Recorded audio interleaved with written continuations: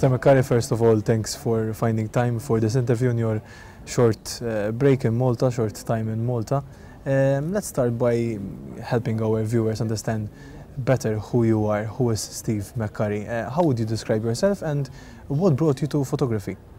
Well, I'm an extremely curious person, and I think my favorite thing in the world is to travel and to photograph. So I found the perfect profession for my disposition, for my personality. So I've been traveling constantly for over 30 years. Last week I was in Russia. I'm here in Malta today. I have plans to go to Africa this summer and spend some time there. So I just, to me, there's nothing more important in my life than to wander and explore this incredible planet that we live on. I'm sure that during your career you took thousands of pictures from different parts of the world, but if I had to ask, what was the first picture that you remember yourself taking, this first picture that you consciously remember taking, what would that be? I think the most interesting picture, my first picture, and the one that I remember, and the one I think that was kind of launched me into this profession, was I was in Mexico, and there was a homeless man sleeping on the street in front of a furniture store, and there was this beautiful window with all this beds and sofas and all this wonderful, very comfortable furniture, and there he was, exactly in the front of the window, asleep on the street. And I remember thinking, this is the most amazing, extraordinary scene, and that kind of juxtaposition is something which I've actually continued till today, since that was in 1972. Let's get down to the core subject of your body of work. Obviously, the most renowned picture you have taken, the one which has traveled the world, has been that of the Afghan girl, which was on the front page of the National Geographic magazine. I would say that it's a picture which is in the our human subconscious, the global subconscious. It's there, this picture, which was a remarkable picture. You have said in prior interviews that what you see in this picture, what makes it special, is the dignity and the gaze of this girl. Why would you say that it's the dignity that stands out most?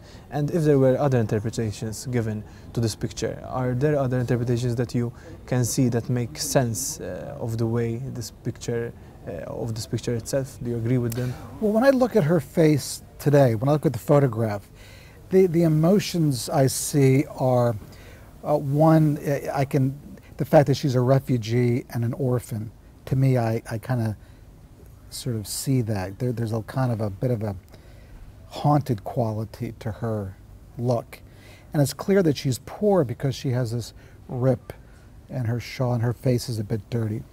But I think that, again, just looking at her body language, looking at the way her face, to me there is a dignity, there's a fortitude, there's a persistence, there's kind of a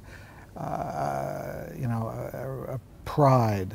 Somehow although she's looking into my lens, she's very, she's looking directly into my camera in a very kind of direct way. And I think that, she just looks very, to me, full of dignity and respect. And yeah, I think she in some ways became to symbolize children around the world in war situations, and certainly came to represent Afghanistan and Afghan refugees. In other interviews you have spoken about this concept of detachment that you need to impose on yourself so as you could do your work as best as you could, to remove yourself from the situation, to perform as best as you could. How did you manage to detach the human you from the journalist you? And was it difficult to do so? Well, I never, I think you have to have some emotional involvement. You have to have a human connection with this situation, with these people. So I'm never removed to the extent that it's not gripping me personally. I think that you know, this kind of shared humanity, I think you really have to sympathize, empathize with your subjects, although in order to function, sometimes the situation's so intense and so disturbing that document this, because somebody needs to, we have to have a memory of this situation. So I think, you know, you're fully engaged and with that humanity and that situation, but you do have to have a bit of a professional distance so apart. Another subject I want to get into discussion is the concept, the academic concept of compassion fatigue. When people are fed up of seeing the same images from the same part of the world and narrating the same reality, and they are fed up of seeing this continuing over and over again, and they, how can you say, they lose the touch that the first images would have left upon them. Did you experience this compassion fatigue yourself? And if yes, how did you manage to control it or contrast it? I think as far as this compassion fatigue question goes, it is a problem. It is a situation which I think people, you know, you give for the tsunami, you give for Haiti, you know, there's another situation here, and people start to just kind of get calloused or just sort of glaze over. I think we have to be very careful not to have that happen, and to preserve our compassion. And I think governments, it's important for governments to help out in this regard. If you have tragedies happen in close succession, suppose the tsunami in Japan, or you know, the earthquake in Haiti, or whatever other situation in Syria, for instance, we just can't allow ourselves to fall into that trap where we become callous, uncaring, and not address this suffering. War and conflict zones are a place where one comes across dead bodies, across people who are wounded severely, and there's a discussion about if one should reproduce these images and broadcast them. If I had to ask you if you were in favor or against these images being broadcasted in main news bulletins, even in times where amongst the audience you might have children who come across these severe images, would you be still in favor of airing these images?